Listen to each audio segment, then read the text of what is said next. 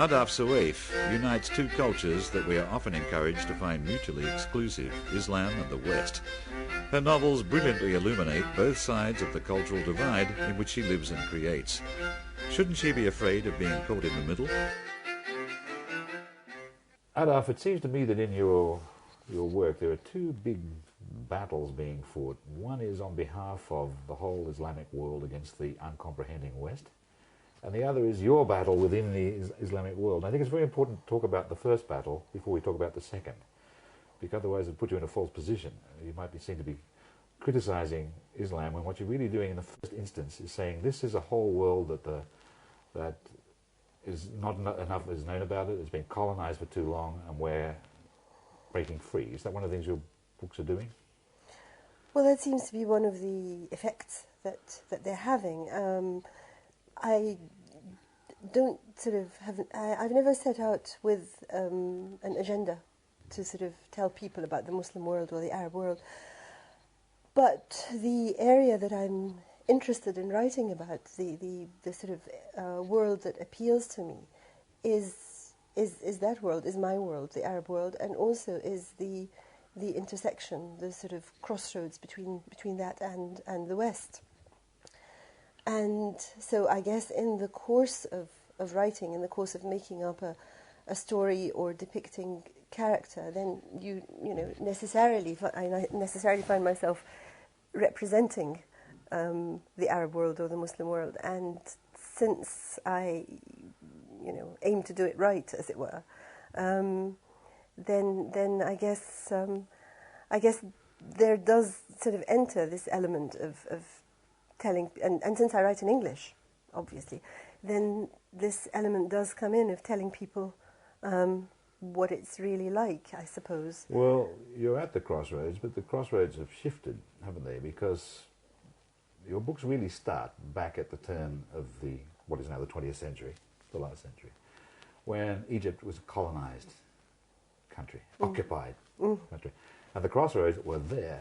British Empire was sitting right on top of an emergent Egypt, and it wasn't emerging. And that's really the long story that you're telling politically, is it not? Absolutely, absolutely. I mean, I think with my latest book, The Map of Love, what I ended up looking at in telling two stories, one sort of contemporary, end of the 20th century, and one at the beginning, was I was trying to draw lines between where we are now, or where we were at the end of the 20th century, and where we were at the beginning, and what brought us there.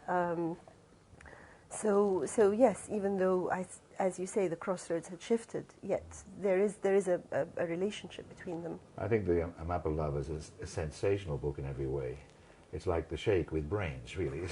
That is so interesting that you should say so, because certainly one of the impulses to begin with at the beginning of the book was that I wanted to write a kind of a sheikh, a desert romance, a big romantic story, but I also wanted it to be true, and I wanted the characters to be real, so that it wasn't the case that when they took off their Arab dress they actually were Westerners underneath. I wanted them to be through and through Egyptians. Well, he's a fascinating character. He's Sharif. Sharif, yes. Yeah. He has been played on screen by Sean Connery in The Wind and the Lion.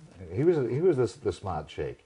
But what you've given him, of course, is tremendous mental depth. He is the man who should have been running his country, that's part of the story.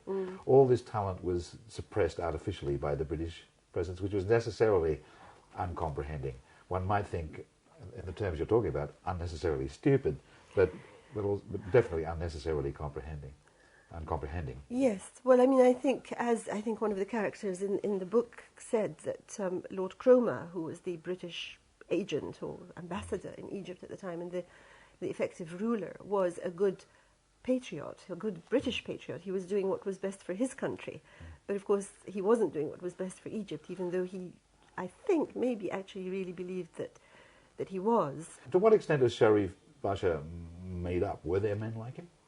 I think there were men like him. The research that I did at the time involved reading a lot of histories of the time and diaries of the time by both Egyptians and English people, and there were clearly men of caliber and of imagination and of integrity, who, you know, rather than sort of fulfill what they wanted to do, which is spend their life sort of making their country develop, in fact spent it in an inch-by-inch struggle against the British. And this constant sense of wasted time as the developed world races past you. Absolutely, absolutely. It's the most arrogant thing an interviewer can do, is to tell a writer what she's really done. But let me tell you what you've really done in that book, is you've turned things upside down in the extent that the character who doesn't fit, the character who crosses cultures, and in your other book, the character who crosses cultures is really a woman like you from the Arab world, the Cairene world. Now, in A Map of Love, it's the English woman. She's the one.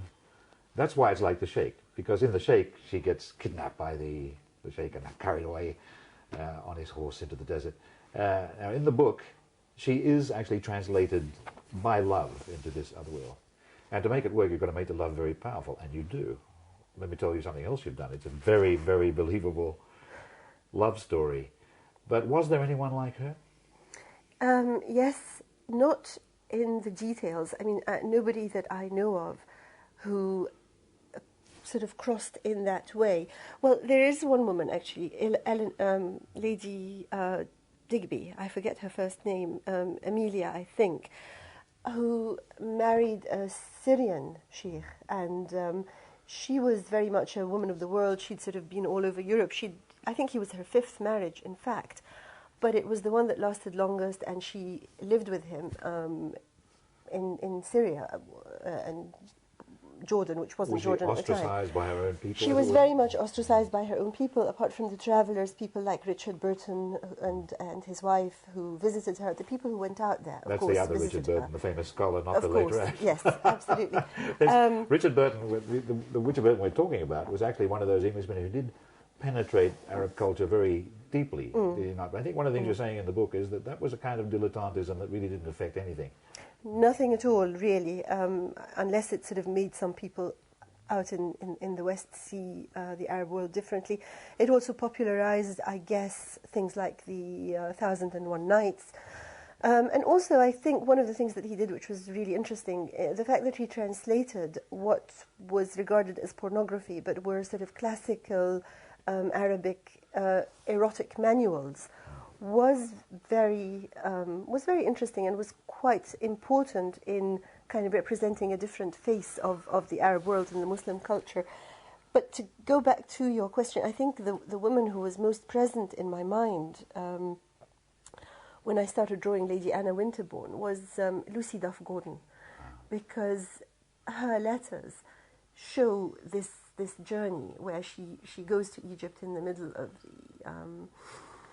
the 19th century for her health, and she gets a boat and she travels up the Nile to Luxor, and eventually when she dies, she actually dies in Luxor, in the house that she had lived in for years, and you see her through her letters, bit by bit, shedding all the preconceptions, all the prejudices, and really sort of getting to know the country and the people. And she also sort of sheds her European clothes, which of course are very unsuitable, and eventually ends up dressed as an Egyptian and living in Luxor.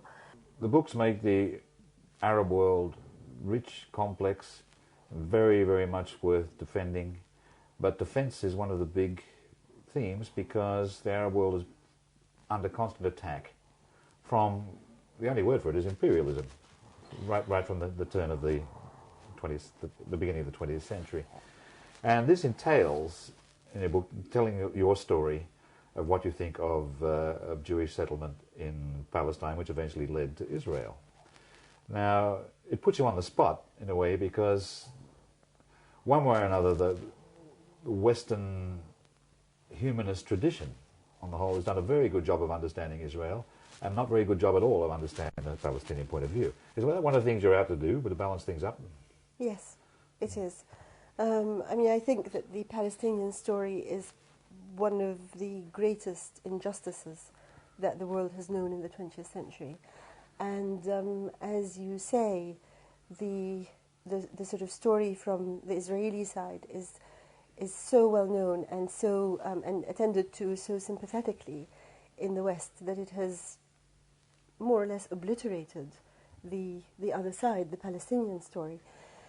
And I mean, the fact that this is something that continues and that there are people who live terrible lives today, even as we speak, because of that, is, I think it's a terrible thing, and also because it seems to me that that at this point the situation is retrievable. In other words, Israel exists, and nobody in their right mind is now talking about the destruction of Israel. Therefore, it's there, and all the reasons for the West to be sympathetic to it and to its existence need not be... But it's actually only quite recent that people have stopped talking about the destruction of Israel. Until quite recently, for example, Yasser Arafat actually believed that the state of Israel should be destroyed. And a lot of other people did too. It's a fairly recent political development. It's a recent political development, but I think it's completely understandable. I mean, I think... don't get me wrong. I mean, I personally don't believe that the existence of the state of Israel is a good thing. I don't. Well, I was going to get to that because I think your books say so. No. But one of the things you do by tracing it back and showing how it started is you're actually making a case for saying, I think it would be better if we could wind history back beyond the Balfour Declaration and start again. Yes. Yeah, but you can't do that. No, I mean, But pragmatically, you can't do that. And there are people who've been born and bred there, and, you know, so you have, in fact, another moral problem there if you start sort of trying to dislodge that. But the fact is that it was an unjust, a terribly unjust thing to have happened. And that but it is something that can still be, you can still make the best of the situation, if you like, by imposing some kind of sort of semi-just solution now.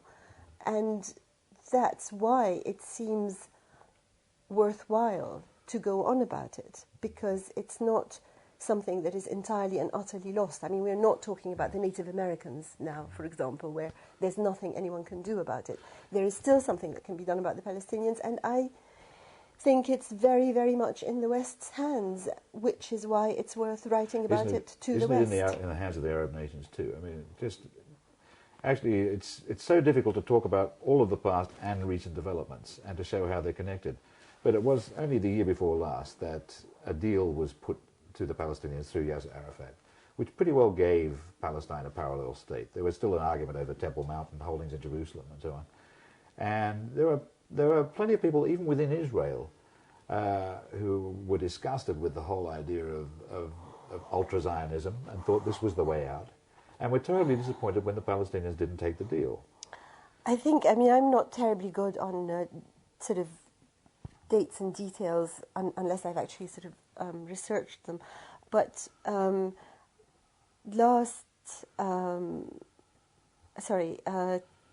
at the end of '99, basically just after the Intifada started, there was a meeting at Camp David, which didn't work out.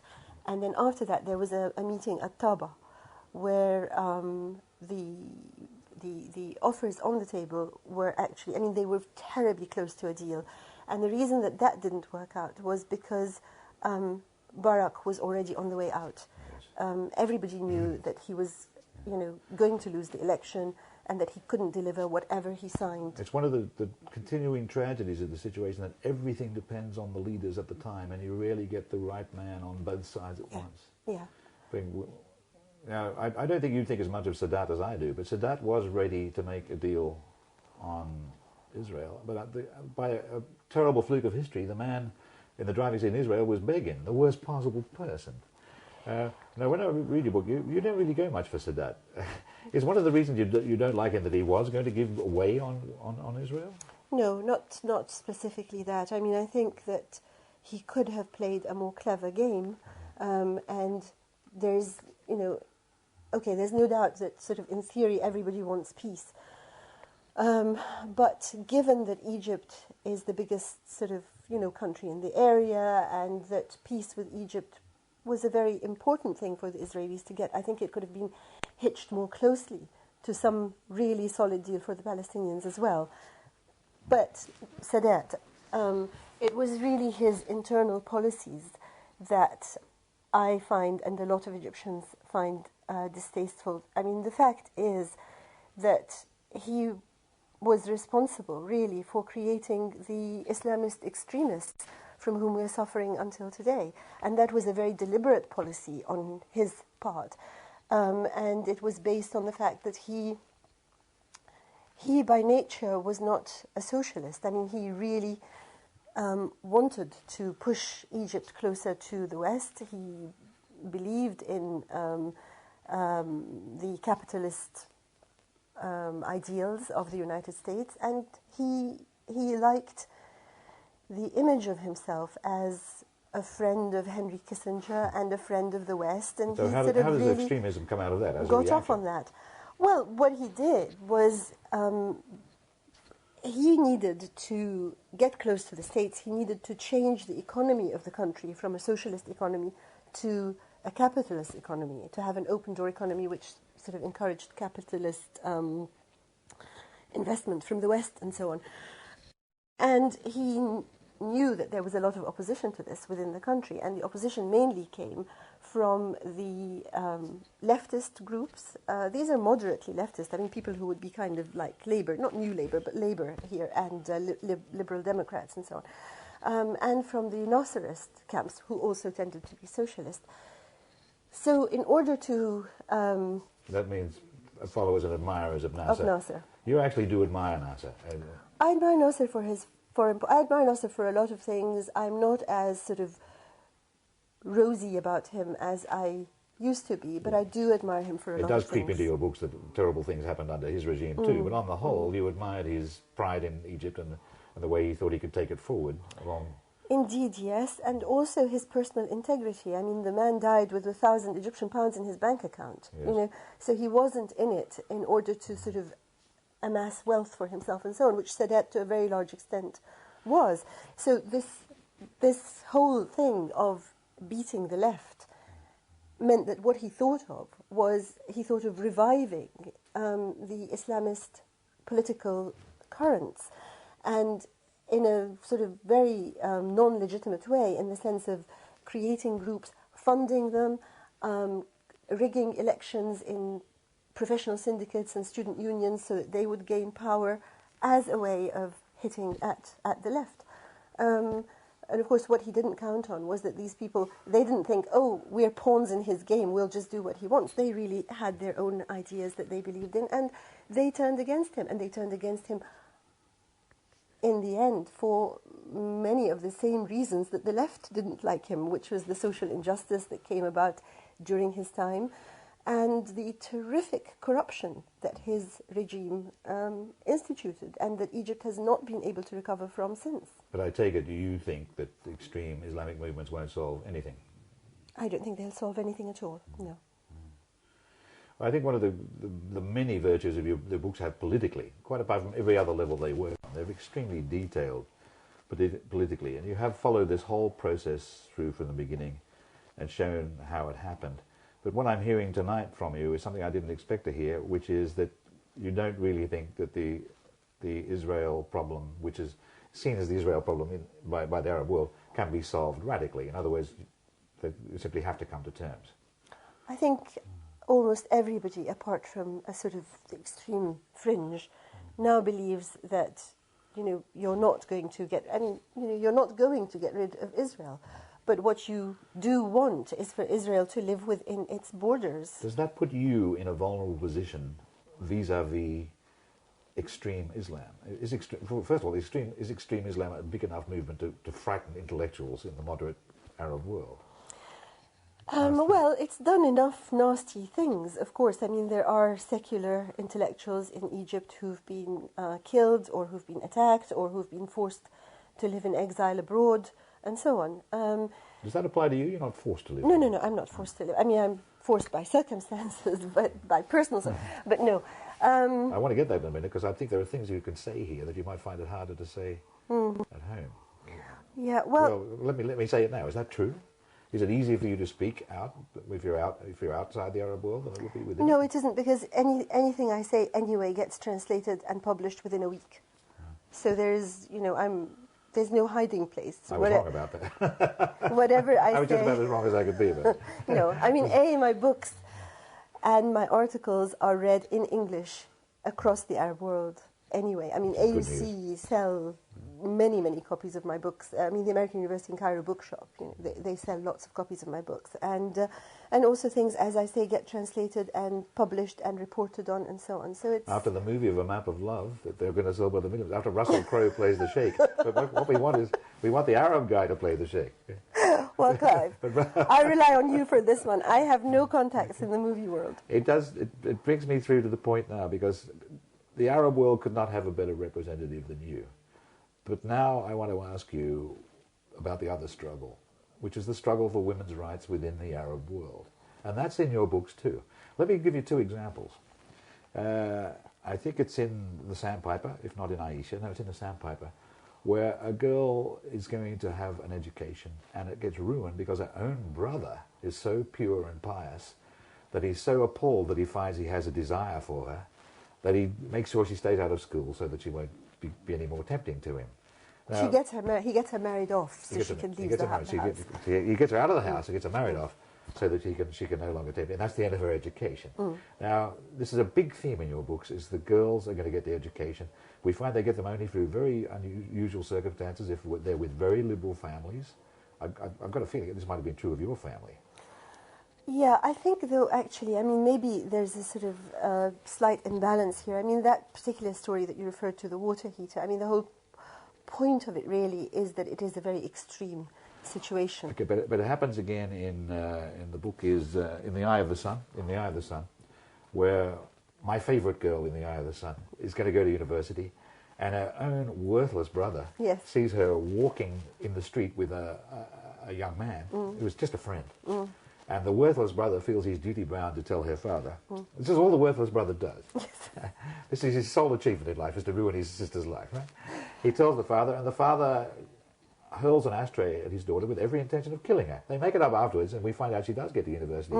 But what you're dramatizing there is a tremendous force of religious convention that is fundamentally resistant to her whole idea of her freedom.